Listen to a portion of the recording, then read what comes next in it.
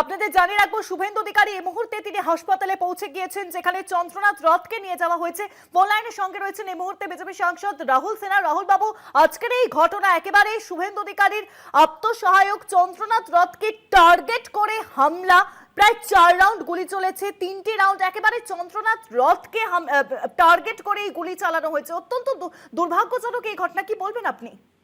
দেখুন, বিষয় হচ্ছে, আমি আপনাদের চ্যানেল সহ সর্বত্র বলেছিলাম, তৃণমূল কংগ্রেস একটা সন্ত্রাসবাদী রাজনৈতিক দল। এই দলের রাজনৈতিক স্বীকৃতি কেড়ে নেওয়া উচিত।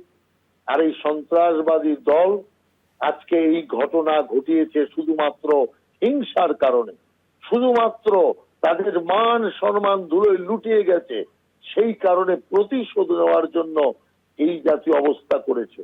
যাদের বাংলার মানুষ বাংলা থেকে মুছে দিয়েছে, ভবানীপুর থেকে মুছে দিয়েছে, তারপরেও তাদের লজ্জা নেই।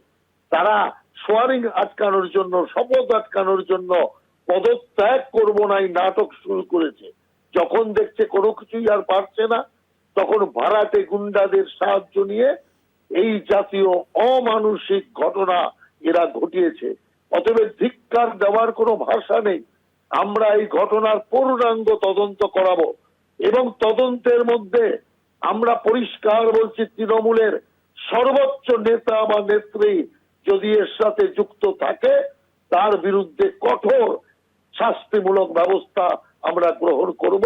আমরা কোনোভাবেই এই ঘটনাকে ক্ষমা করতে পারি না এবং আমরা এই ঘটনার তীব্র নিন্দা করছি এবং তৃণমূল কংগ্রেসকে ধিক্কার জানাচ্ছি।